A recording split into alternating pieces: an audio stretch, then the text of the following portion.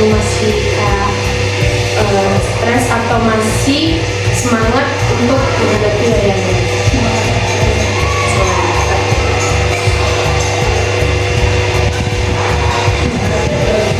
Nah, jadi sini itu akan menjelaskan mengenai tentang tujuan layanan dan asas kerahasiaan. Nah, di mana tujuannya ini itu membantu kamu memahami masalah yang dialami, menemukan solusi, serta meningkatkan motivasi dan perkembangan di dalam diri kamu. Nah, kamu juga menjelaskan bahwa kegiatan konseling ini dilakukan agar kamu merasa lebih nyaman dalam menyampaikan perasaan maupun kesulitan. Jadi di sini kamu akan menjawab pertanyaan yang saya berikan.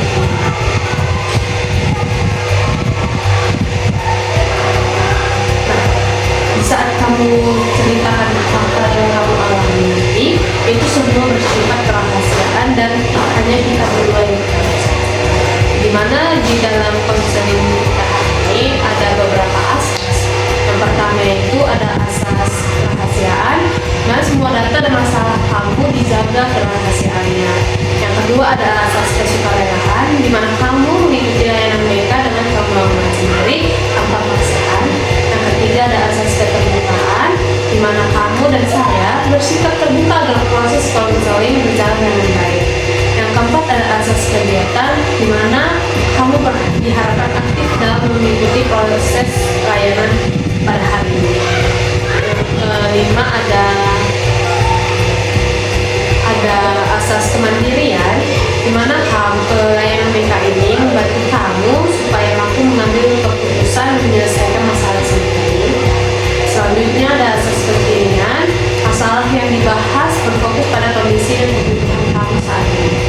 Selanjutnya ada asas kedinamisan, di mana layanan hari ini harus berkembang dan membawa perubahan positif pada diri kamu sendiri.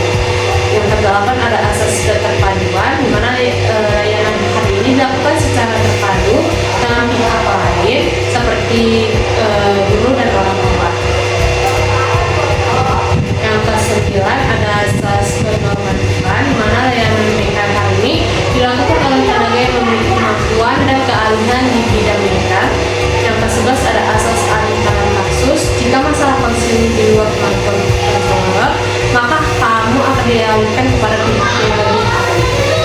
Yang terakhir ada asas kepedulian dalam ini, di mana saya memberikan dorongan atau bimbingan dan dukungan kepada konseling agar berkembang dalam hidup. Jadi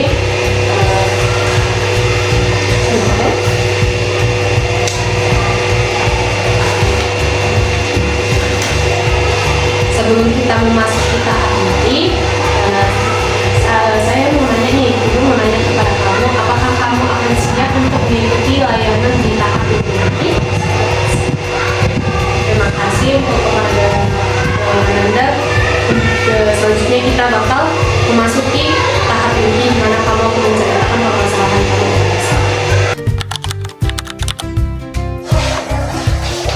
Selamat pagi. Nah, jadi kita ketemu lagi di mana kita akan membahas tentang permasalahan kamu hari ini. Sebelum itu kita akan melakukan doa terlebih dahulu sebelum kita melanjutkan layanan selanjutnya. Oke? Sebelum itu berdoa dulu.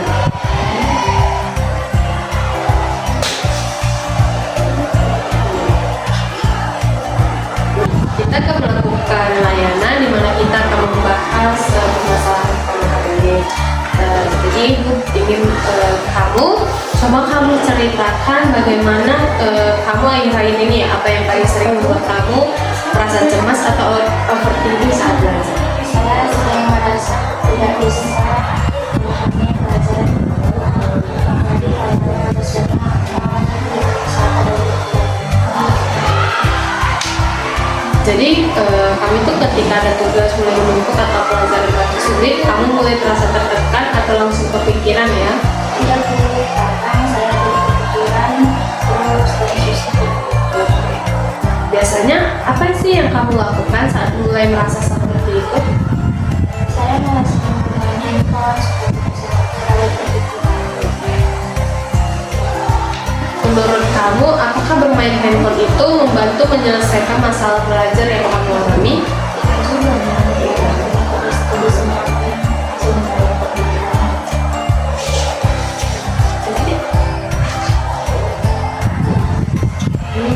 Ibu ini itu ya.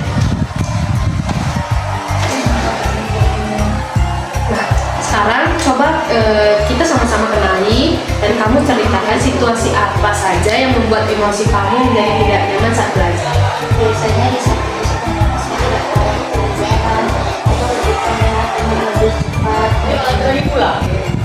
Ketika melihat teman lebih cepat memahami pelajaran, sebenarnya apa sih yang kamu rasakan? Saya jadi minder. Berarti perasaan takut tertinggal itu membuat kamu semakin cemas dan akhirnya sulit fokus belajar ya? Ya, saya jadi sering Nah, baik, berarti kita perlu belajar mengenali emosi kamu supaya kamu itu lebih bisa tenang saat belajar. Nah, jadi untuk membantu kamu mengenali emosi dan kebiasaan belajar kamu, ibu akan memberi lembar set monitoring emosi. Nah, jadi lembar ini ibu siapkan digunakan untuk mencatat perasaan yang kamu alami setiap hari. Misalnya saat merasa cemas, tidak fokus atau malas belajar. Iya, nanti di lembar ini kamu juga menuliskan penyebabnya dan bagaimana cara kamu mengatasinya. Dengan begitu kamu bisa lebih memahami diri sendiri. Misalnya di hari Senin, situasi yang dialami saya tidak bisa memahami pelajaran. Emosi yang dirasakan itu seperti kecewa atau sedih. Yang saya lakukan itu saya mencoba mengulangi pelajaran yang tidak saya pahami. Jadi hasilnya itu kamu nanti jelaskan di sini dan nanti begitu selanjutnya untuk di hari Minggu nanti. Nah, ini saya kasih ke kamu dan di sini ada juga. Nah, di sini saya akan kita akan mencoba membuat target belajar yang sederhana supaya kamu lebih terarah.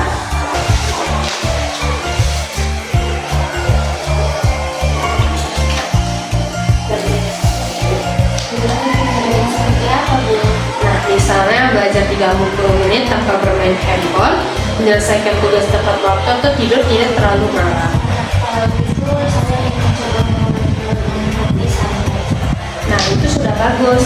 Kita buat target yang ringan dulu supaya kamu tidak merasa terbebani. Nah, jadi di sini ibu sudah membuat kalender target belajar, di mana kamu akan mengisinya juga sendiri saat kamu merasa lebih mencoba untuk menyelesaikan atau target kamu itu di masa depan di mana. Misalnya di hari Senin tanggal berapa dan target belajar kamu itu misalnya memahami atau mempelajari matematika. Nah, apakah kamu berhasil atau kamu tidak berhasil, nanti kamu tinggal cetak aja pilih salah satu. Dan nanti kalau sudah selesai, nanti kamu mencatat apa hasilnya, bagaimana kamu bisa mencapai target belajar itu. Oke, ini saya kasih ke kamu supaya kamu bisa isi nanti di rumah.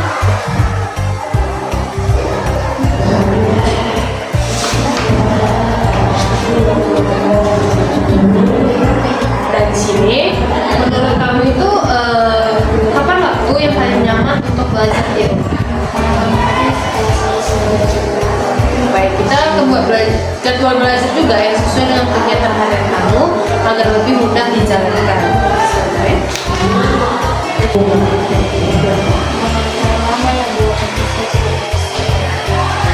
Oke, tidak apa-apa. Kita mulai dari waktu yang singkat dulu, tapi kamu akan rutin melakukannya ya.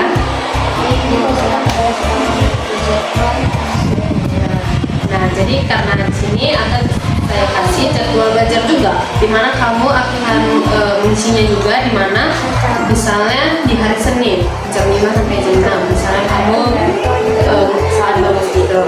Di sini kamu isi, bangun tidur di jam 6 sampai jam 7 sekolah, jam 7 sampai jam 8 masih di sekolah atau belajar gitu kan. Nah, jadi kalau di saat jam segini atau jam segini, kamu juga harus mengisi mengatur juga, dimana kamu misalnya jam 1 atau jam 2 pulang, jam 2 sampai jam 3, dimana kamu mengisi mengerjakan tugas atau belajar sebentar. Terus jam 3 sampai jam 4 kamu akan bermain sebentar. Di sini gunanya jadwal belajar ini dimana kamu bisa mengatur waktu kamu supaya waktu kamu itu tidak terbuang dengan sia-sia dan tidak hanya dengan menggunakan handphone saja. Ini akan saya kasih ke kamu. Jadi kita mengikuti layanan ini, ibu senang karena kamu sudah mau terbuka dan mencoba memperbaiki kebiasaan belajarmu. Sebenarnya perubahan itu tidak harus langsung sempurna, yang penting kamu mau berusaha sedikit demi sedikit. Bagus, ibu percaya kamu bisa mengurangi overthinking dan mulai membangun kebiasaan belajar yang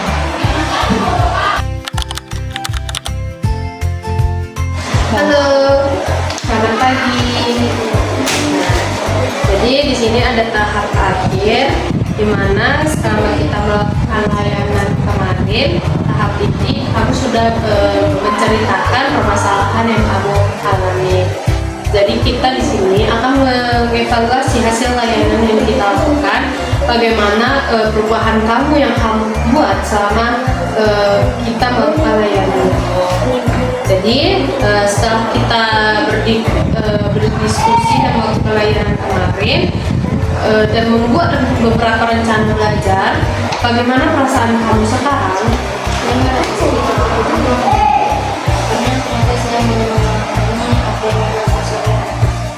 Oke, baik.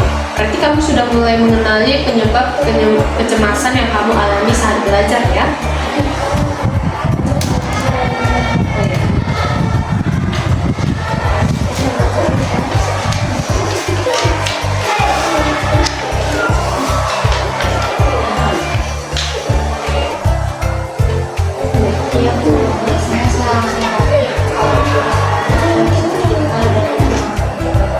Sekarang setelah kita membahasnya bersama, apakah kamu merasa punya cara yang lebih baik untuk menghadapi situasi tersebut?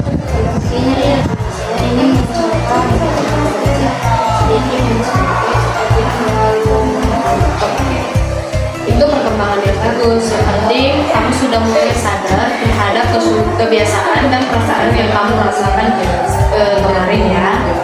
Nah, jadi di sini karena kita sudah tahap akhir, saya akan meminta kamu untuk kamu simpulkan yang telah kita buat selama layanan. Apa saja hal penting yang kamu dapatkan dari kegiatan konseling kemarin?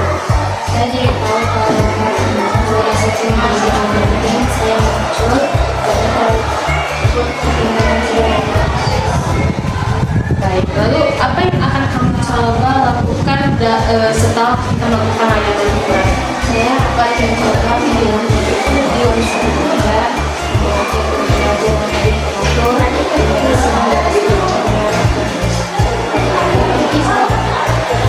Bagus sekali, berarti kamu sudah memahami langkah-langkah yang bisa membantu kamu menjadi lebih tenang dan lebih fokus belajar.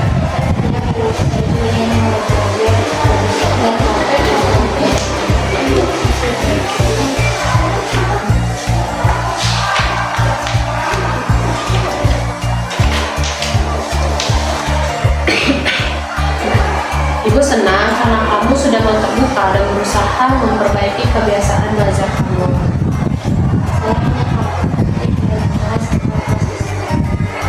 Itu sebenarnya hal yang wajar ya. Perubahan memang membutuhkan proses dan tidak harus langsung sempurna atau langsung instan gitu ya. Kalau gagal itu tidak apa-apa, yang penting kamu tetap mencoba dan tidak menyerah. Sedikit perubahan yang dilakukan terus-menerus akan memberikan hasil yang baik. Ibu percaya kamu mampu mengurangi overthinking dan membangun kebiasaan belajar yang lebih baik jika dilakukan secara bertahap dan konsisten. Nah, untuk selanjutnya, Ibu harap kamu tetap menjalankan jadwal belajar dan target belajar yang sudah kita buat. Nah, tidak perlu langsung terlalu berat ya. Mulailah dari target yang sederhana yang kita buat tadi, dan tetapi dilakukan secara rutin.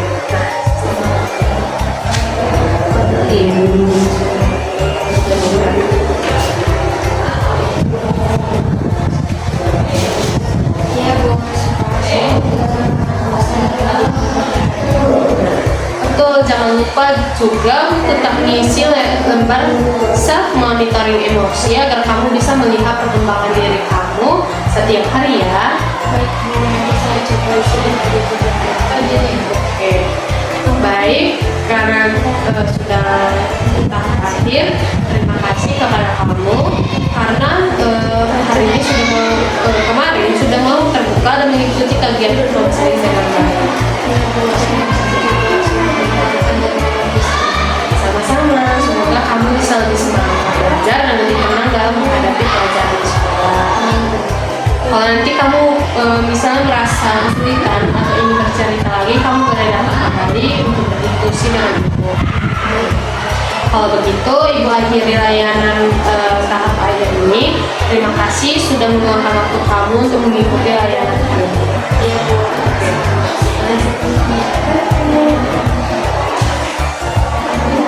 Terima kasih ya. Terima kasih ya. I just had to let you know you're